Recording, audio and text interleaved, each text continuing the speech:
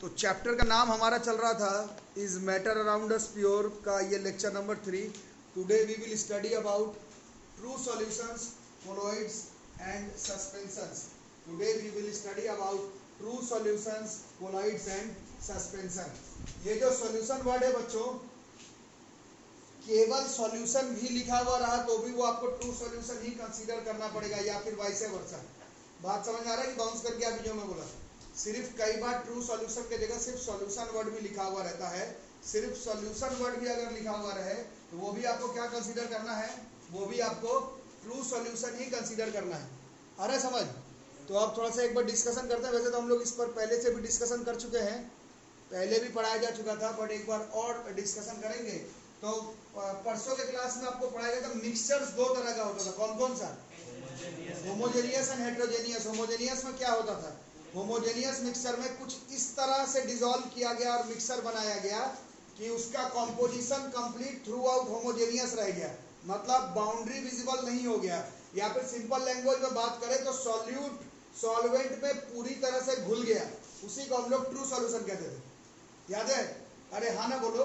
उसका एग्जाम्पल सबसे बढ़िया आप ही लोग बता देंगे। कॉमन सॉल्ट लेंगे और उसको पानी में डिसॉल्व कर देंगे, शुगर लेंगे और पानी में डिसॉल्व कर देंगे, बढ़िया से डिसॉल्व कर देंगे, शुगर डिसॉल्व इन वाटर। ये सब किसका एग्जांपल हो जाता है? ये बताओ किसका एग्जांपल हो जाता है? ये होमोजेनियस मिक्सचर का एग्जांपल तो था ही, और वैसे होमोजेनियस मिक्सचर को ही हम लोग सॉल्यूशन और you can say true solution कहेंगे। होमोजेनियस मिक्सचर्स का ही एक बहुत बढ़िया एग्जांपल ट्रू सॉल्यूशन है। अंतर पूछते हैं बच्चे होमोजेनियस मिक्सचर में और ट्रू सॉल्यूशन में, मेन डिफरेंस क्या हुआ? मेन डिफरेंस ये हुआ, 6th क्लास में आप लोग पढ़े थे, सॉल्यूशन वर्ड तब आता है जब कोई लिक्विड इन्वॉल्व हो। मिक्सचर वर्ड जरूरी नहीं है कि सिर्फ हम लोग तभी इस्तेमाल करें जब कोई लिक्विड इन्वॉल्व हो। बात समझ आ रहा है? बट अगर केमिस्ट्री के भाषा में बात करोगे 9th 10th 11th 12th का, तो जो आपका मिक्सचर जो आपको एक्चुअली में पढ़ना है अपने करियर में, वो एक्चुअली में लिक्विड वाला मिक्सचर के बारे में ही जनरली आपको पढ़ाया जाता है। इसीलिए कई एग्जांपल में होमोजेनियस मिक्सचर को ही सॉल्यूशन भी लिख लिया जाता है, बट अंतर है दोनों में। ये सॉल्यूशन वर्ड हम लोग तब इस्तेमाल करते हैं जब लिक्विड इन्वॉल्व हो, अदरवाइज मिक्सचर बोल के भी काम चला सकते हैं। तो होमोजेनियस मिक्सचर का सबसे क्लियर कट एग्जांपल है ट्रू सॉल्यूशन, और यू कैन से solution. It is a very good example of homogeneous mixture. अरे समझ? और जब पूरी तरह से घुल जाएगा, जब पूरी तरह से घुल जाएगा, जैसे शुगर लिए पानी में पूरी तरह से घुल गया, सॉल्ट लिए पानी में पूरी तरह से घुल गया, तो उसका अपीयरेंस कैसा हो जाएगा? आप लोग 6th क्लास में पढ़े थे, transparent, translucent and opaque materials, है ना? पूरी तरह से शुगर जब पानी में घुल गया तो उसका अपीयरेंस कैसा हो जाएगा? ट्रांसपेरेंट, ट्रांसलूसेंट या फिर ओपेक? पूरी तरह से ट्रांसपेरेंट हो जाएगा। अगर पूरी तरह से ट्रांसपेरेंट रहे तो समझ लेना कि जिसको घुलाए थे, जिसमें घुलाए थे, वो पूरी तरह से घुल गया, वो होमोजेनियस मिक्सचर बन गया, उसका अपीयरेंस ट्रांसपेरेंट हो गया। It is known as solution, और you can say true solution. अरे ये बात समझ में? अब जब घुल गया तो जिस चीज को घुलाए थे उसका साइज बहुत बड़ा बड़ा होगा या छोटा छोटा होगा? जिस चीज को घुला रहे हो और तुम ट्रू सॉल्यूशन बना रहे हो, तो जिसको घुला रहे हो उसका साइज क्या होना चाहिए? छोटा होना चाहिए। अब आप सिर्फ एक्सट्रीमली स्मॉल लिख करके काम चला सकते हैं, बट बुक में वैल्यू भी दिया हुआ है। छोटा मतलब कितना छोटा है, तो यहाँ पर लिखा हुआ है 1 नैनोमीटर। ये वर्ड है नैनोमीटर। आ रहा है समझ? नैनोमीटर इज टेक्निकली 10 की पावर -9 मीटर से भी छोटा सॉलिड पार्टिकल होगा, तभी उसको ट्रू सॉल्यूशन बनाने का चांसेस है। अरे समझ? और क्या क्या लिखोगे? इतना छोटा चीज आंख से दिखेगा क्या? सॉल्यूशन बनने के बाद बोलना है। कुछ लोग बोलते हैं शुगर तो आंख से दिख जाता है, कॉमन सॉल्ट आंख से दिख जाता है, उसके बारे में बात नहीं हो रहा। बात है जब तुमने मिक्सर बना लिया, कौन सा मिक्सर? होमोजेनियस मिक्सर में कौन सा? True solution. True solution, sugar को पानी में घुला दियो पूरी अच्छी तरीके से, अब उसमें शुगर का पार्टिकल तुम्हें दिखता है क्या आंख से? अरे हाँ ना बोलो, छापने से नहीं होगा। नहीं दिखता तो वही लिखा हुआ है, particles are not visible to naked eye, मतलब सीधा ऐसे आंख से डायरेक्ट देखोगे तो नहीं नजर आएगा। अरे ये बात समझ में? उसके आगे अब खुद से बताओ, शुगर है, पानी में पूरी तरह से अच्छी तरह से मिला दिए हो, अब फिल्टर में से चाहोगे कि शुगर अलग हो जाए, वाटर अलग हो जाए, होगा या नहीं होगा? सोच के बताओ। शुगर सॉल्यूशन बनाए हो, पानी में पूरी तरह से बना दिए हो शुगर सॉल्यूशन, या फिर सॉल्ट सॉल्यूशन, पानी में नमक पूरी तरह से मिला दिया, फिल्टर पेपर से पास करवाओगे तो नमक अलग और पानी अलग होगा या फिर नहीं होगा? नहीं होगा, बहुत छोटा यहाँ पर लिखे 10 का पावर -9 उतना, वो आप फिल्टर से नहीं सेपरेट कर पाओगे। इसको सेपरेट करने के लिए आपको कुछ अलग फिजिकल प्रोसेसेस का जरूरत पड़ेगा। जैसे आप लोग बता रहे थे कल परसों, पानी में से सॉल्ट अलग करना है तो कौन सा प्रोसेस लगाना पड़ता है? इवापोरेशन, है ना। सिंपल फिल्टर से अलग नहीं कर पाओगे क्योंकि साइज बहुत छोटा है।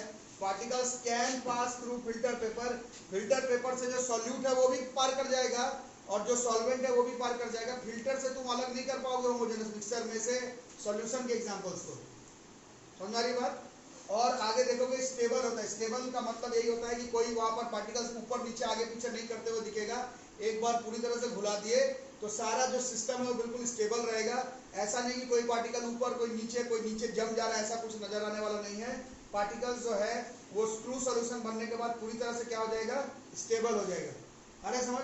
उसके बाद ये वर्ड एक नया आ रहा है आपके लिए, यहाँ पर देखो ये लिखा हुआ है do not show Tyndall effect. Tyndall effect के नीचे लाइन खींचो, do not show Tyndall effect के नीचे लाइन खींचो और एनसीईआरटी का निकालो। एनसीईआरटी निकालो अपना जल्दी अपना किताब निकालो, जल्दी बुक निकालो। टिंडल इफेक्ट अभी हम लोग आगे भी पढ़ेंगे इसी चैप्टर में। अभी इसी चैप्टर में टिंडल इफेक्ट दोबारा से पढ़ेंगे, बट उसके लिए पहले एनसीईआरटी का थोड़ा बुक निकालो। टिंडल इफेक्ट दोबारा पढ़ेंगे, उसके लिए पहले एनसीईआरटी का बुक दोबारा से निकालो। निकाल लिए क्या? और देखो page number page number 17 figure 2.3 को देखो। Page number 17 figure 2.3, page number 17 figure 2.3, page number 17 figure 2.3, page number 17 figure 2.3, page number 17 figure 2.3 NCERT का बुक निकालो। निकाल लिए? अरे निकाले कि नहीं? तो इसमें क्या क्या है एक बार पढ़ो। क्या क्या रखने के लिए बोला है? 2 कंटेनर वहां पर दिख रहा होगा, देखो पहले, लिखना बाद में। पहले देखो उसमें 2 कंटेनर दिख रहा है, उसमें लिक्विड डाला हुआ है। कौन कौन सा, मतलब कैसा सॉल्यूशन बनाया हुआ है बताओ? एक में कॉपर सल्फेट डाला गया है पानी में, है ना। कॉपर सल्फेट बच्चों बहुत ही फेमस सॉल्ट है। सबसे फेमस सॉल्ट कौन सा याद किए हो? NaCl, कॉमन सॉल्ट, सबको मालूम रहता है। उसी के जैसा है और बड़ा फेमस सॉल्ट है, उसको हम लोग कॉपर सल्फेट कहते हैं। आप लोग लिख करके भी लाए थे, ब्लू विट्रियोल लिखे थे बहुत लोग। खैर फिलहाल कॉपर सल्फेट एक ऐसा सॉल्ट है जो कि पानी में पूरी तरह से घुल जाता है। समझ में आ रहा है? लिखना बंद करो, किताब में देखो, लिखते रहना बाद में। कॉपर सल्फेट एक सॉल्ट है जो कि पानी में पूरी तरह से, जैसे तुम्हारा कॉमन सॉल्ट घुल जाता है पूरा, कॉपर सल्फेट भी घुल जाता है। तो देखो उसमें एक डायग्राम, अभी हम लोग टिंडल इफेक्ट दोबारा से पढ़ेंगे, बट अभी थोड़ा सा पहले समझ लेंगे। एक जार है, उसके अंदर लिक्विड है। कौन सा लिक्विड है? शायद वाटर ही है, वाटर है ना। और उसमें क्या मिलाया गया है? पहले एग्जांपल में कॉपर सल्फेट उसमें पूरी तरह से मिल जाता है। पूरी तरह से मिल जाने का मतलब वो किसका एग्जांपल हो गया? वो ट्रू सॉल्यूशन का एग्जांपल हो गया। और उसमें लाइट मारने के लिए देखा गया, देखो बोला गया लाइट मारने के लिए बोला गया है। देखो दिख रहा है लाइट मारने के लिए। अब देखो लाइट उसमें से क्या हो जा रहा है, लेकिन बीच का पाथ विजिबल हुआ या नहीं हुआ? देखो बताओ, बीच का पाथ विजिबल हुआ या नहीं हुआ? पार लाइट जरूर कर गया, बट बीच का पाथ विजिबल नहीं हुआ। इसी इफेक्ट को हम लोग टिंडल इफेक्ट कहते हैं और ये ट्रू सॉल्यूशन में नहीं दिखता है। Do not show Tyndall effect. True solution Tyndall effect नहीं शो करता है। टिंडल इफेक्ट क्या है नहीं हम लोग इसी चैप्टर में आगे पढ़ेंगे, बट उस डायग्राम में आपको दिख रहा होगा ऐसे लाइट मारे, लाइट पास तो कर गया बट बीच का जो पाथ है वो विजिबल नहीं रहा। वो नहीं रहना ही do not show Tyndall effect है। और ये सब बातें हैं ट्रू सॉल्यूशन के बारे में। ठीक है, तो क्या क्या सीखे ट्रू सॉल्यूशन में बताओ? होमोजेनियस मिक्सचर को ही बोला जाता है ट्रू सॉल्यूशन। दोनों में अंतर ये है कि सॉल्यूशन वर्ड जनरली तब इस्तेमाल करते हैं जब कोई लिक्विड इन्वॉल्व हो। और कैसा मीडियम है? होमोजेनस है, ट्रांसपेरेंट है। होमोजेनियस का मतलब ही है पूरी अच्छे तरीके से घुल गया। पूरी तरह से अच्छे तरह से घुल जाने का मतलब बाउंड्री विजिबल नहीं है, मतलब सॉल्यूट कहाँ पर सॉल्वेंट कहाँ पर तुम देख करके नहीं बता सकते। इतने अच्छे तरीके से घुल गया है कि उसका पार्टिकल्स तुमको नेकेड आई से नहीं दिखेगा। इतने अच्छे तरीके से घुल गया कि फिल्टर पेपर से पार करवाने जाओगे नहीं पार करेगा। इतने अच्छे तरह से घुल गया कि 2 अलग अलग सब्सटेंस है बट वो बिल्कुल स्टेबल है, कोई ऊपर नीचे आगे पीछे मूवमेंट नहीं दिखेगा पार्टिकल्स का। और साइज बहुत छोटा है। बहुत छोटा में कितना छोटा? तो 1 नैनोमीटर 10 का पावर -9 मीटर से भी छोटा। और ये टिंडल इफेक्ट शो नहीं करता है। और इसका बढ़िया एग्जांपल है शुगर को पानी में घुला दो, सॉल्ट को पानी में घुला दो। ये सब बहुत बढ़िया एग्जांपल है सॉल्यूशन का। और यूके से बहुत बढ़िया एग्जांपल है ट्रू सॉल्यूशन का। ठीक है, तो दिक्कत लिखो।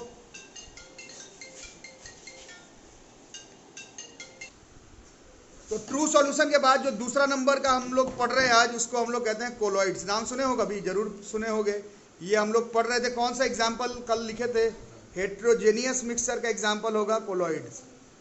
अरे बच्चों समझ, हेट्रोजेनियस मिक्सचर का एग्जाम्पल होगा कोलॉइड। तो इसको समझने के लिए हम लोग, एग्जाम्पल है आपका मिल्क।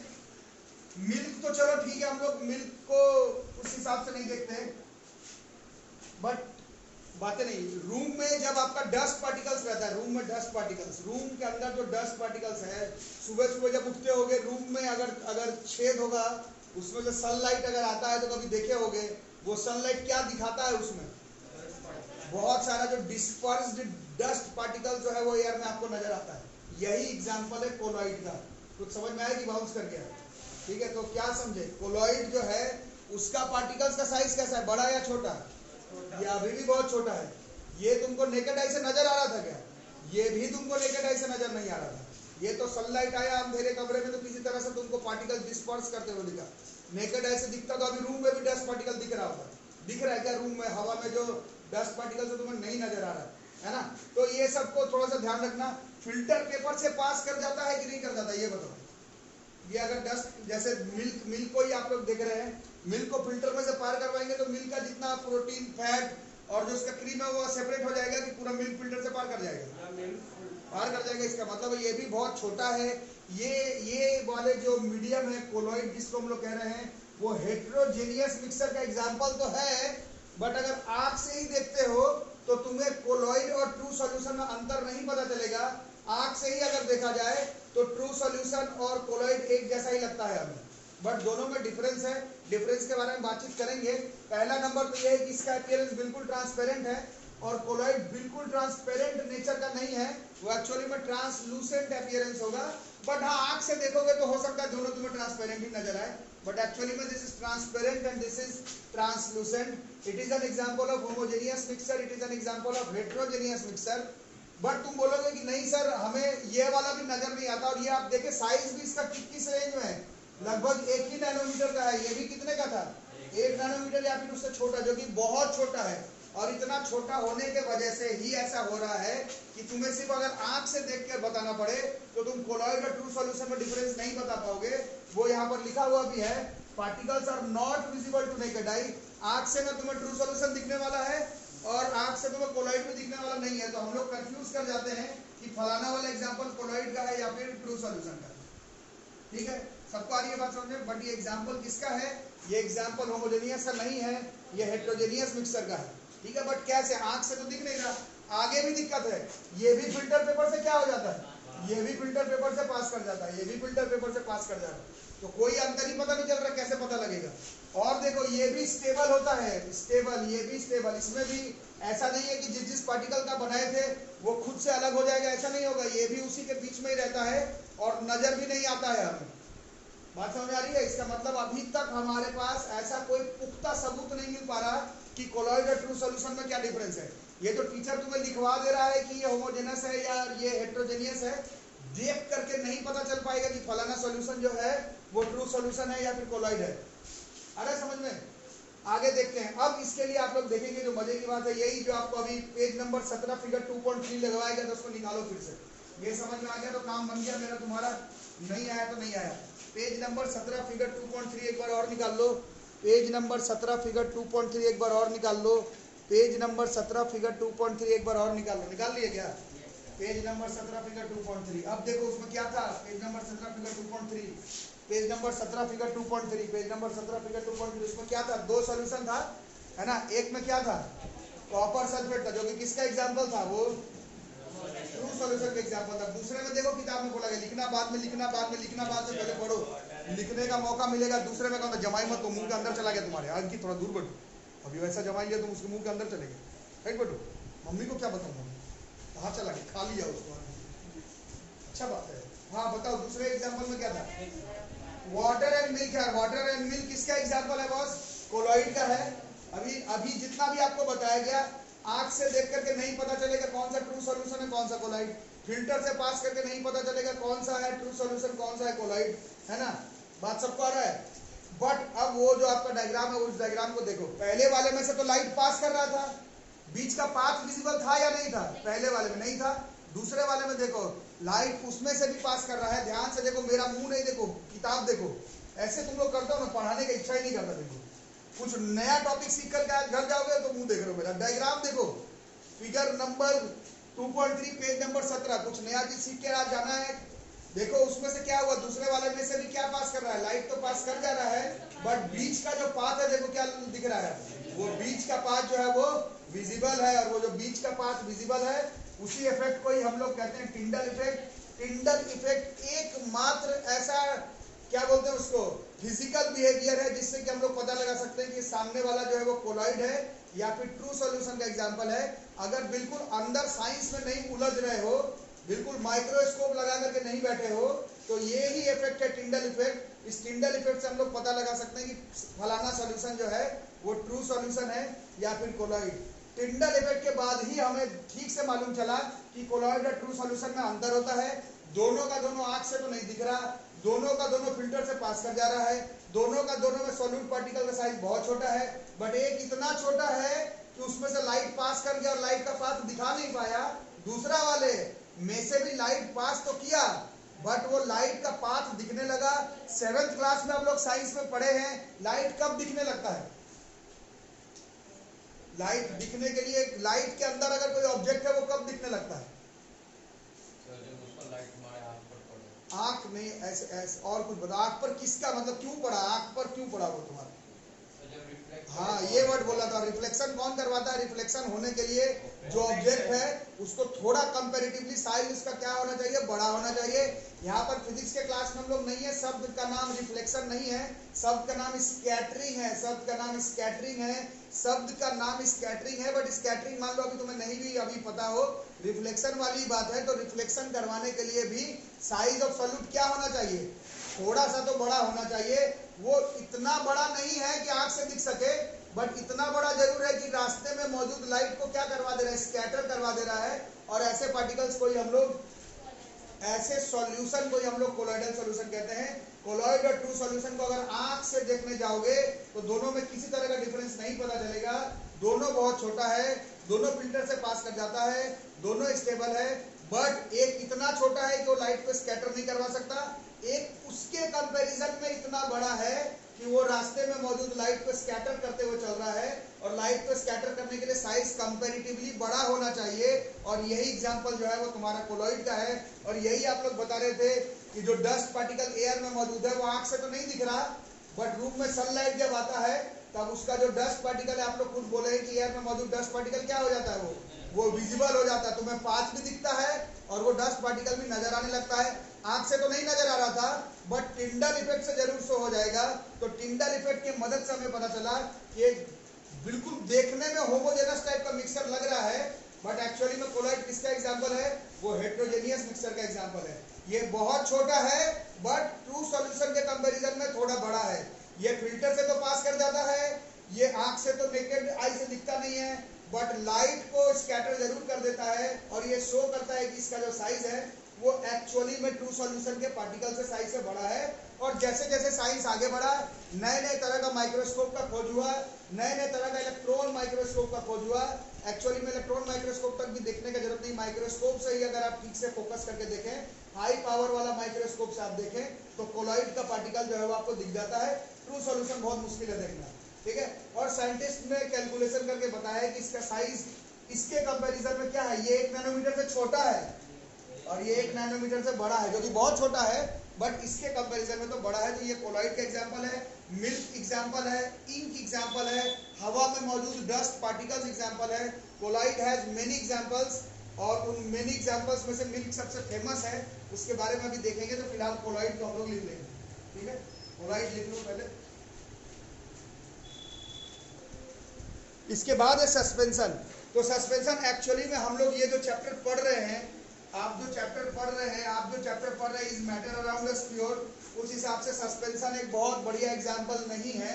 सस्पेंशन केमिस्ट्री में, फिजिक्स में, बायोलॉजी में कोई बहुत बड़ा रोल प्ले नहीं करता है।